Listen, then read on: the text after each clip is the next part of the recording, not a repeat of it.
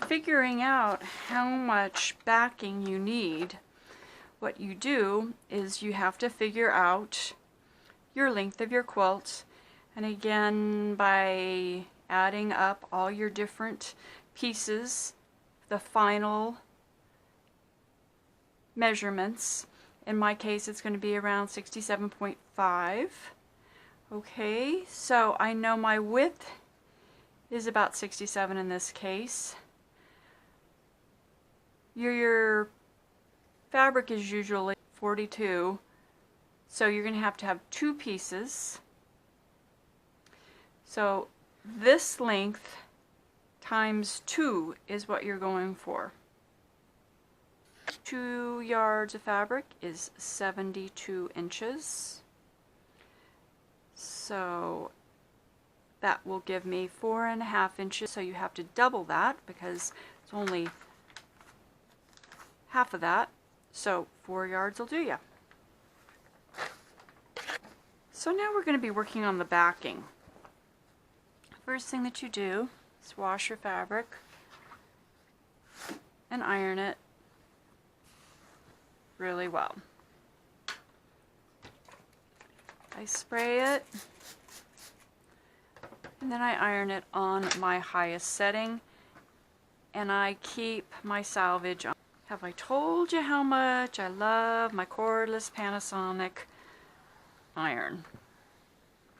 Love it, love it, love it. The cord is never in the way.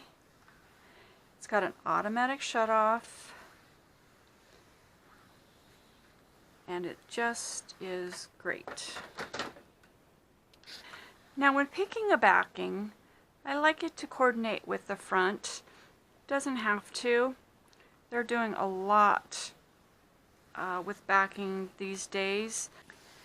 Backings now come in 108 inches in width, which means you do not have to seam them, and that's very nice if you can find a backing that you like. In this case, I did look when I was at the quilt show. There are so many boutiques now, and you can find it, boutiques in 108, but I just didn't find what I was looking for. So I found this. Here's another thing when you're picking fabric. It often looks different in the store than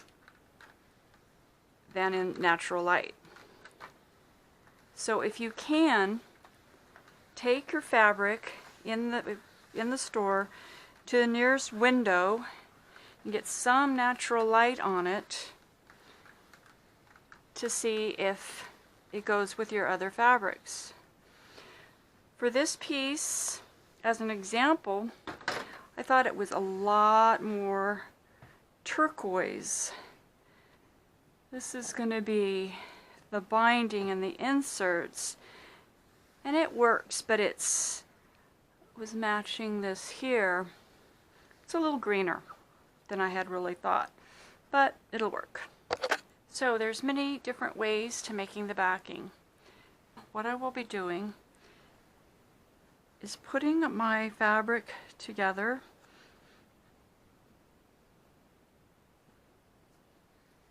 and I'm going to be sewing salvage to salvage. So let's make sure that they're even each side.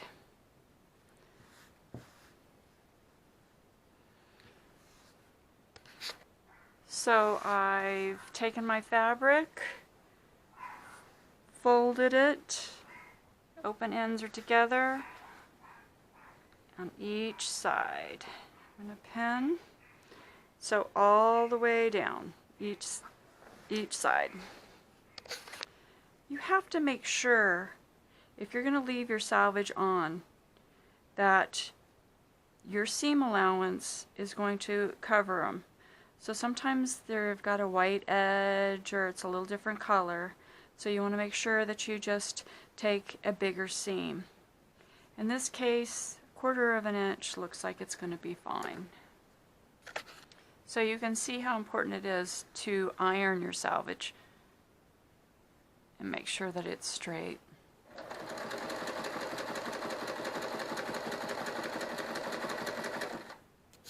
So I'm going to put my scissors in here and cut the bottom and open it up, so just don't sew all the way down.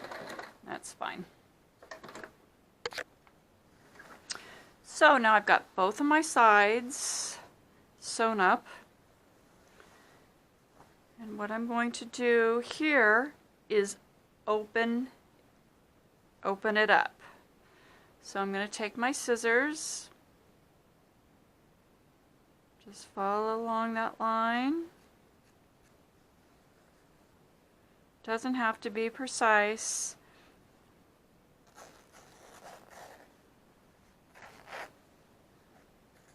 Okay. When you open it up,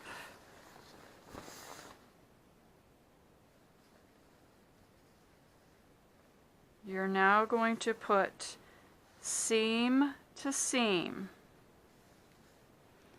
seam to seam. Now this one is a little more precise, so I'm going to go ahead and shake it open.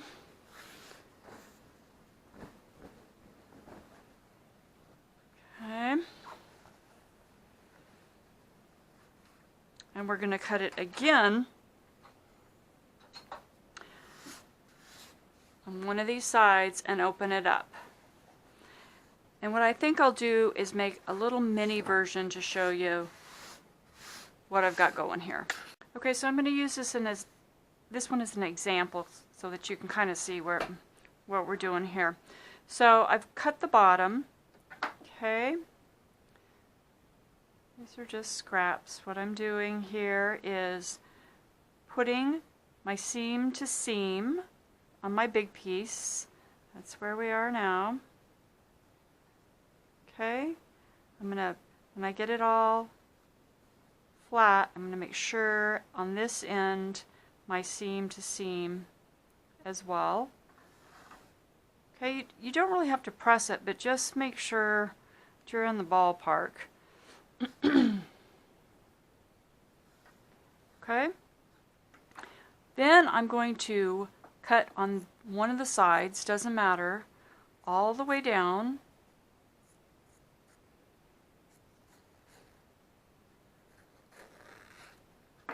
Okay. And when you open it up, I'm going to repress it, but this will be your back. Your seams will be on two sides versus if this was my backing, you would have the seam just right down the middle. And it's really a matter of preference. I kind of like this better. It's easier when I'm sandwiching it and putting it together, putting the batting in the middle, putting the top on. You can measure the sides from the ends. I think it's a little easier than trying to put the seam exactly in the center, but it's completely up to you. But this is the backing that I've chosen to put on my quilt with the two seams on the sides. It's just a little cumbersome with all this fabric.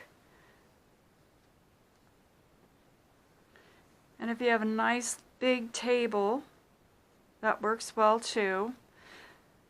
But you don't have to be exact. You've got room on the side.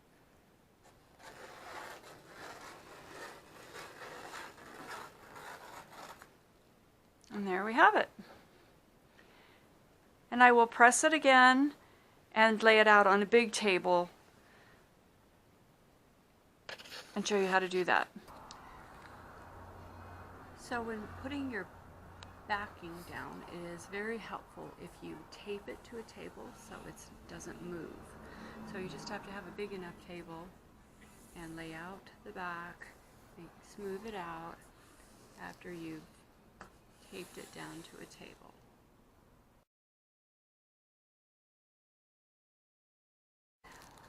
I like this warm and natural 100% cotton batting. I like the loft, I like the way it feels, and this is what I usually buy.